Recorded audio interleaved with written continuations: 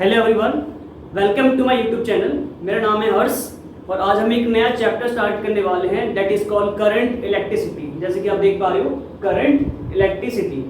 अब इसका मतलब क्या है, पहले इस चैप्टर के नाम से समझते हैं कि मीनिंग है इसका सिंपल सा मीनिंग है क्या, जब भी इलेक्ट्रिक चार्ज मोशन में होता है तो उसके मोशन के स्टडी को, इलेक्ट्रिक चार्ज के मोशन के स्टडी को क्या कहेंगे, हम करंट इलेक्ट्रिसिटी कहते हैं।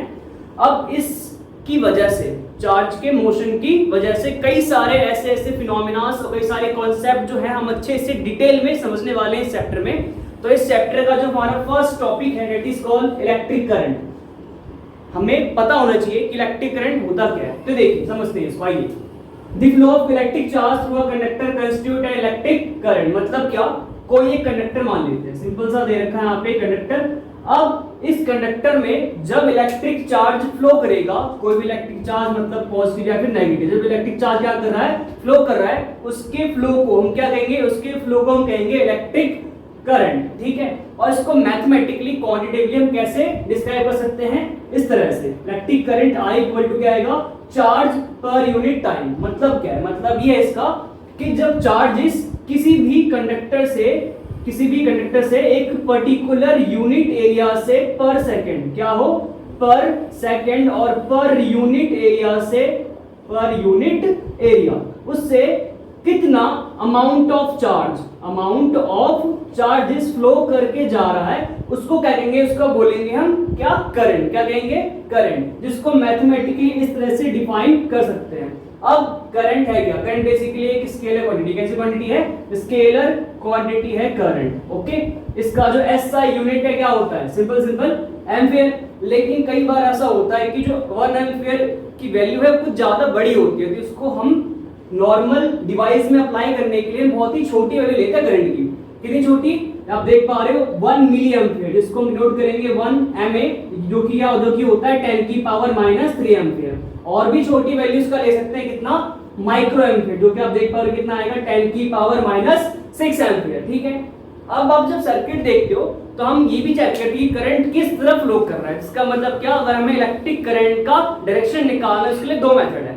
तो पहला मेथड क्या है, पहला मेथड है कन्वेंशनल करंट, कि हम कन्वेंशनल तरीके से निकाल सकते हैं कि करंट का डायरेक्शन किस तरफ है। अगर किसी भी कंडक्टर में पॉजिटिव चार्ज जिस तरफ फ्लो कर रहा है, जिस तरफ पॉजिटिव चार्ज का फ्लो ऑफ डायरेक्शन है, उस तरफ क्या होगा, उस तरफ करंट का डायरेक्शन क्या आ जाएगा, जैसे आप देख पा रहे हो इसमें कन्वेंशनल करंट में। और एक और मेथड है करंट का डायरेक्शन निकालने के लिए, क्या, इलेक्ट्रॉनिक करंट। जैसे कि आप देख पा रहे हो, क्या, किसी भी कंडक्टर में इलेक्ट्रॉन जिस तरफ फ्लो करेगा उसके अपोजिट क्या हो जाएगा, इलेक्ट्रिक करंट का डायरेक्शन हो जाएगा। ठीक है, जैसे मैंने कहा अभी कि इलेक्ट्रिक करंट क्या होता है, स्केलर क्वांटिटी होता है। लेकिन इसके बारे में एक इंटरेस्टिंग फैक्ट ये है कि इसके पास, इलेक्ट्रिक करंट के पास मैग्नीट्यूड के साथ साथ डायरेक्शन भी होता है। जी हाँ, आपने इसे सुना क्या, कि इलेक्ट्रिक करंट के पास दोनों मैग्नीट्यूड भी है एज वेल एज क्या है, डायरेक्शन भी है। लेकिन फिर भी ये क्या कहलाता है स्केलर। क्या कहलाएगा, स्केलर। क्यों, ऐसा क्यों हो सकता है? तो इसमें सिंपल सा इसका आंसर है क्या, कि इसमें लॉ ऑफ वेक्टर एडिशन, क्या होगा, इलेक्ट्रिक करंट में law of vector addition applicable नहीं होता। इसीलिए इसके पास डायरेक्शन तो है, लेकिन ये फिर भी स्केलर क्वांटिटी ही कहलाता है। तो अब आते हैं इस चैप्टर के नेक्स्ट टॉपिक पे, जो कि आप देख पा रहे हो क्या लिखा है, ओम्स लॉ। ओम्स लॉ के अकॉर्डिंगली है क्या, देखिए, the current flowing through a conductor is directly proportional to the potential difference applied across its end provided the temperature and the other physical condition remain unchanged। मतलब क्या, simple, हम एक conductor assume कर लेते हैं और ये जो कंडक्टर है इसके दोनों एंड्स कनेक्टेड है किससे, एक बैटरी से। जैसे कि आप देख पा रहे हो, ये पॉजिटिव टर्मिनल क्या हो जाएगा, नेगेटिव टर्मिनल। जब इसको हमने एक बैटरी से कनेक्ट कर दिया, इसमें करंट कैसे फ्लो करेगा, करंट फ्लो करेगा इस तरफ से, और इस बैटरी का जो पोटेंशियल है क्या मान लेते हैं, V मान लेते हैं। तो अकॉर्डिंग टू ओम्स लॉ, अगर मैं इस बैटरी का पोटेंशियल इंक्रीज करता हूं तो क्या होगा, करंट भी इंक्रीज करना स्टार्ट कर देगा। मतलब क्या, मतलब ये कि जो पोटेंशियल डिफरेंस होगा कंडक्टर के अक्रॉस एंड्स पे, वो डायरेक्ट प्रोपोर्शनल किसके है, प्रोपोर्शनल है करंट के। मैथमेटिकली इसको मैं ऐसे डिस्क्राइब कर सकते हैं, V प्रोपोर्शनल टू क्या हो जाएगा, I। जब मैं प्रोपोर्शनल का साइन हटाऊंगा क्या इक्वालिटी आ जाएगा, तो ऑब्वियस बात है, तो क्या हो गया, V इक्वल टू RI। अब यहाँ पे जो R एक है, प्रोपोर्शनलिटी कांस्टेंट कह सकते हो आप इसको, नहीं तो आप इसको कहोगे क्या, रेजिस्टेंस। क्या कहोगे, रेजिस्टेंस। क्लियर है? अकॉर्डिंग टू ओम्स लॉ अगर मैं इसका ग्राफ बनाऊं पोटेंशियल और करंट का, तो ये बिल्कुल क्या जाएगा, बिल्कुल जाएगा लीनियर, मतलब जैसे जैसे हम पोटेंशियल बढ़ा रहे हैं वैसे वैसे करंट भी इंक्रीज कर रहा है, तो ग्राफ कैसे आ जाएगा, लीनियर आ जाएगा। लेकिन एक बात याद रखिएगा कि ओम्स लॉ कहता है कि एक पर्टिकुलर टेम्परेचर पे और बाकी जो अदर फिजिकल कंडीशन है वो अनचेंज, चेंज नहीं होने चाहिए, तब जाके ये डायरेक्ट प्रोपोर्शनल होगा। अगर टेम्परेचर चेंज हो गया तो ओम्स लॉ वायलेट हो जाएगा, मतलब V प्रोपोर्शनल टू I नहीं रहेगा। ठीक है, देखिए अभी जो टर्म है रेजिस्टेंस, इसका मतलब क्या है, तो देखिए the resistance of a conductor is a property by virtue of which it oppose the flow of charge through it. मतलब क्या, किसी भी कंडक्टर में जब चार्ज के फ्लो को कोई टर्म अपोज करे, मतलब क्या चार्ज के फ्लो को अपोज करने वाला जो टर्म है क्या बोलेंगे, उसको बोलेंगे रेजिस्टेंस। क्या कहेंगे, रेजिस्टेंस। और ये जो रेजिस्टेंस है ये अलग अलग फैक्टर पे डिपेंड करता है, क्या करता है, अलग अलग फैक्टर पे डिपेंड करेगा। मतलब क्या, सपोज यहाँ पे हमारे पास एक कंडक्टर है जिसका जो लेंथ है, टोटल लेंथ क्या मान लेते हैं, L मानते हैं, और इसका जो क्रॉस सेक्शनल एरिया है क्या मान लेते हैं, A मान लेते हैं। तो किसी भी कंडक्टर का रेजिस्टेंस, किसी भी कंडक्टर का रेजिस्टेंस क्या होगा, डायरेक्ट प्रोपोर्शनल किसके होगा, उस कंडक्टर के लेंथ पे, और डायरेक्ट प्रोपोर्शनल क्या हो जाएगा, उस कंडक्टर के 1 एरिया पे। जब मैं इन दोनों इक्वेशन को, इक्वेशन फर्स्ट और क्या इक्वेशन सेकंड, अगर मैं इन दोनों को आपस में कंबाइन कर दूं, कंबाइन करने पे क्या होगा, कंबाइन करने पे हमारे पास कुछ मैथमेटिकल टर्म ये आ जाएगा, क्या, R proportional L upon A। और जब यहाँ पे मैं प्रोपोर्शनल का साइन हटाऊंगा तो क्या आएगा, इक्वालिटी, तो R इक्वल टू क्या आ गया, रो L बाई A। अब यहाँ पे जो टर्म आप देख पा रहे हो रो, इसको क्या बोलेंगे, इसको बोलेंगे रेजिस्टिविटी। क्या बोलेंगे, रेजिस्टिविटी। क्लियर है। और ये भी अलग अलग मटेरियल में इसकी अलग अलग वैल्यू होती है, इसको कहते हैं रेजिस्टिविटी। सिंपल से कॉन्सेप्ट है, जो रेजिस्टेंस है, क्या, जो रेजिस्टेंस है किसी भी कंडक्टर का, तो SI यूनिट ऑफ रेजिस्टेंस जो होगा वो क्या हो जाएगा, वो हो जाएगा ओम। क्या हो जाएगा, ओम, जिसको हम डिनोट करते हैं इस सिंबल से और लिखते हैं सिंपल सिंपल ओम। लेकिन रेजिस्टिविटी है तो इसका जो SI यूनिट होता है, क्या होता है, रेजिस्टिविटी का जो SI यूनिट होगा वो क्या हो जाएगा, वो हो जाएगा ओम, और क्या, ओम मीटर। तो अब आते हैं नेक्स्ट टॉपिक पे। जो हमारा नेक्स्ट टॉपिक है वो क्या है, वो है करंट डेंसिटी। अब देखिए इसको हम बहुत अच्छे समझने वाले, क्योंकि हमारे लिए टर्म नया है, तो देखिए समझिए इसको क्या है।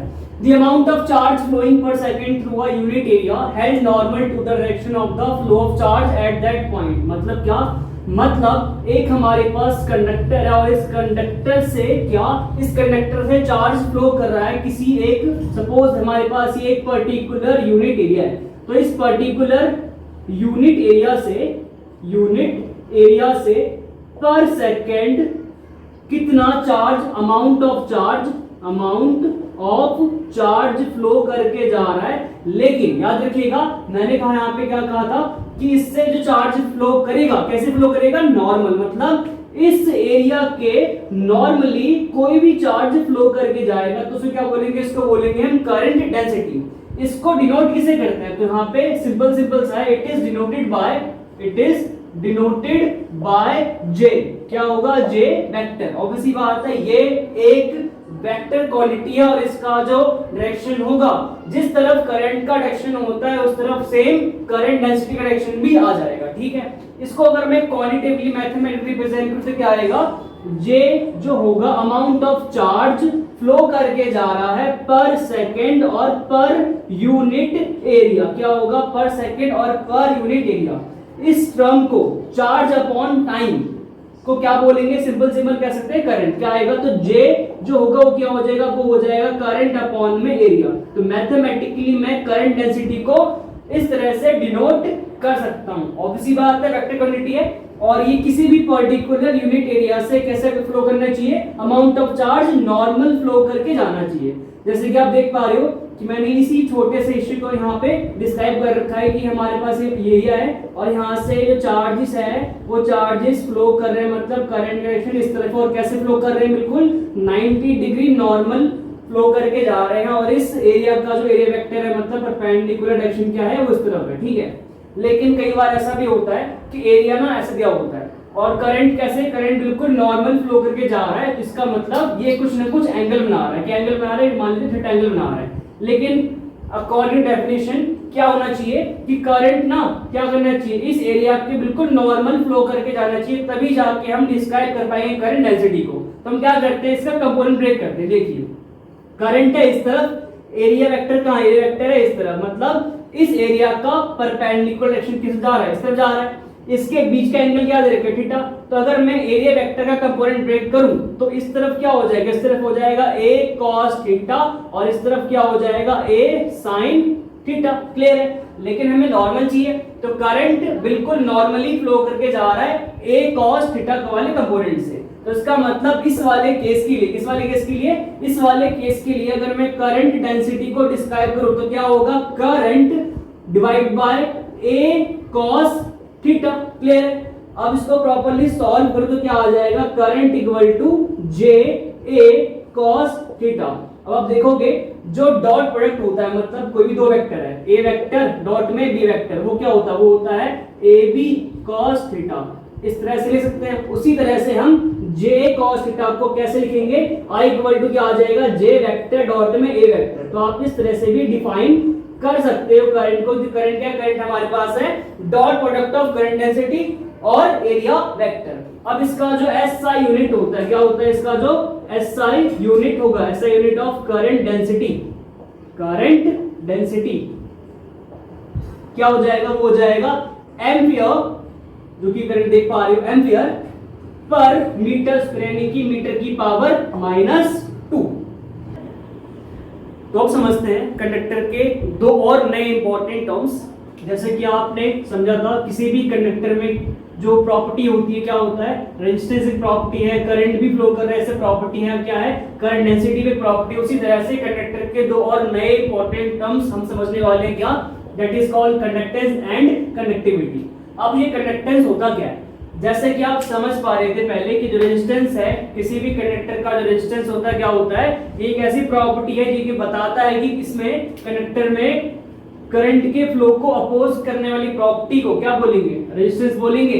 लेकिन इसका अपोजिट, इस प्रॉपर्टी का अपोजिट एक प्रॉपर्टी होता है, क्या, कंडक्टेंस। मतलब क्या इसका, देखिए, the conductance of a conductor is with electric charge flow through it. मतलब क्या, जो कंडक्टेंस होता है ये एक ऐसी प्रॉपर्टी है जो कि बताता है कि किसी भी कंडक्टर में चार्ज कितनी आसानी से फ्लो करके चला जाएगा। इसको हम डिनोट करते हैं किससे, कैपिटल जी से, कैपिटल जी से, जैसे कि आप देख पा रहे हो। और ये मैथमेटिकली क्या होगा, रेजिस्टेंस का रेसिप्रोकल होता है। इसका जो एसआई यूनिट है क्या हो जाएगा, ओम इनवर्स आप कह सकते हो। और ओम इनवर्स को हम क्या कहते हैं साइमन, डिनोट करते हैं किससे, एस से। उसी तरह से एक और प्रॉपर्टी है कंडक्टर की, क्या, कंडक्टिविटी। अब ये है क्या, बेसिकली सिंपल सा है, the reciprocal of the resistivity of a material. जैसे कंडक्टेंस रेजिस्टेंस का रेसिप्रोकल है, उसी प्रकार से जो हमारे पास कंडक्टिविटी है वो क्या है, वो किसी भी कंडक्टर के मटेरियल का जो रेजिस्टिविटी होता है उसका अगर मैं कर दूं रेसिप्रोकल, जैसे कि आप देख पा रहे हो कि जो कंडक्टिविटी है क्या है, रेजिस्टिविटी का रेसिप्रोकल है। सिंपल सा और कुछ नहीं है। इस टर्म को क्या बोलेंगे, सिग्मा, जो क्या है, जो कि बताता है कंडक्टिविटी को। इसका जो एसआई यूनिट होता है क्या होता है, साइमन पर मीटर, यानी कि साइमन मीटर इनवर्स। तो अब आते हैं हमारे इस चैप्टर के नेक्स्ट टॉपिक पे। जो हमारा नेक्स्ट टॉपिक है इस चैप्टर का क्या है, जैसे कि आप देख पा रहे हो, क्या, Ohm's law in vector form. अब हम ओम्स लॉ को वेक्टर फॉर्म में रिप्रेजेंट करने वाले हैं। तो जैसा कि ओम्स लॉ कहता है कि जो पोटेंशियल डिफरेंस है किसी भी कंडक्टर के अक्रॉस एंड पे, जो पोटेंशियल डिफरेंस होता है वो क्या होता है, डायरेक्ट प्रोपोर्शनल होता है किसके, करंट के। ये कहता है ओम्स लॉ। लेकिन इसी को हम वेक्टर फॉर्म में रिप्रेजेंट करने वाले हैं। तो देखिए हमने क्या करा, हमने ऑब्वियसली बात है कंडक्टर लिया जिसका लेंथ हमने मान लिया L है और जिसका जो क्रॉस सेक्शन एरिया उसको मान लेते हैं A। इस कंडक्टर को हमने कनेक्ट कर दिया एक बैटरी के साथ जिसका पोटेंशियल डिफरेंस क्या है, मान लेते हैं B मान लेते हैं, ठीक है, जो कि करंट फ्लो करवा रहा है इस तरफ टू द राइट। और इस कंडक्टर में क्या हुआ, इस कंडक्टर में इलेक्ट्रिक फील्ड सेटअप होगा इस बैटरी की वजह से, ऑब्वियसली बात है। अब उसका जो मैग्नीट्यूड है इलेक्ट्रिक फील्ड का हम क्या मान लेते हैं, E मान लेते हैं, जो कि टू द राइट की तरफ जा रहा है जिस तरफ करंट का डायरेक्शन है, ठीक है। अब इसमें इस कंडक्टर में जो पोटेंशियल डिफरेंस सेटअप होगा वो क्या होगा, वो इक्वल होगा electric field multiply by length के। ये भी हम लिख सकते हैं। तो अकॉर्डिंग टू ओम्स लॉ क्या होता है कि जो पोटेंशियल डिफरेंस है इस कंडक्टर के क्रॉस एंड पे जो पोटेंशियल डिफरेंस है वो क्या होगा, वो होगा प्रोपोर्शनल टू करंट, जिसकी वजह से क्या होगा, V equal to I R आएगा। और इसको मैं ढंग से स्पेसिफाई करूं तो क्या हो जाएगा, पोटेंशियल इक्वल टू आई, और रेजिस्टेंस क्या होगा, रेजिस्टेंस होगा इस कंडक्टर का रेजिस्टिविटी है उसको मान लेते हैं रो। ठीक है, तो इस कंडक्टर की रेजिस्टिविटी को हमने मान लिया, रो मान लिया। तो रो लेंथ उसका L है और उसका एरिया क्या दे रखा है, A दे रखा है। ठीक है, तो इक्वेशन फर्स्ट और ये इक्वेशन सेकंड, अगर मैं इन दोनों को इक्वेट करूं तो क्या लिखूंगा, from equation first and equation second क्या हो जाएगा, electric field multiply by length equal to current rho L by A। तो अब इसी बात है ना, लेंथ से लेंथ कटेगा, क्या बचेगा, सिर्फ और सिर्फ इक्वल टू आई अपॉन ए, और क्या आ जाएगा, और आ जाएगा रो। तो आप देख पाओगे जो इलेक्ट्रिक फील्ड है वेक्टर क्वांटिटी है, और इसमें इस टर्म को करंट अपॉन एरिया, इसको मैं ऐसे लिख सकता हूं, ये क्या है बेसिकली, ये है करंट डेंसिटी। तो अगर इसको मैं डिफाइन करूं तो क्या आ जाएगा, E equal to I by A, rho जो है उसको मैं लिखूंगा आई बाई क्या लिखूंगा, ये लिखूंगा मैं J, क्या लिख दूंगा J। J क्या है, J हमारे पास है करंट डेंसिटी, जैसे कि मैं आपको पहले बता चुका हूं। अब इसको वेक्टर फॉर्म में रिप्रेजेंट करूं तो क्या आ जाएगा कि electric field vector equal to J vector multiply by rho. तो इस मैथमेटिकल टर्म को जो आप देख पा रहे हो, इस मैथमेटिकल टर्म को क्या कहते हैं, किसको कहते हैं, vector form of Ohm's law, vector form of Ohm's law. Clear है? इसको हम ऐसे भी लिख सकते हैं, कैसे देखिए कि E vector equal two upon में रो क्या हो जाएगा, J वेक्टर। तो 1 अपॉन रो क्या होता है, जैसे कि अब मैं बता चुका हूं आपको पहले कि जो 1 अपॉन रो होता है इसको बोलते हैं सिग्मा। सिग्मा क्या, कंडक्टिविटी। तो इसको मैं ऐसे भी डिनोट कर सकता हूं कि E vector multiply by sigma equal to क्या हो जाएगा, J वेक्टर। तो ये मैथमेटिकल टर्म भी रिप्रेजेंट किसको करेगा, रिप्रेजेंट करेगा vector form of Ohm's law. I hope आप लोगों को मेरे बताए गए सभी कॉन्सेप्ट इस चैप्टर के समझ में आए होंगे। तो मैं उम्मीद करता हूं आप लोगों से कि प्लीज इस वीडियो को लाइक करें, मेरे चैनल को सब्सक्राइब करें और जितना हो सके इस वीडियो को शेयर करें। Thank you.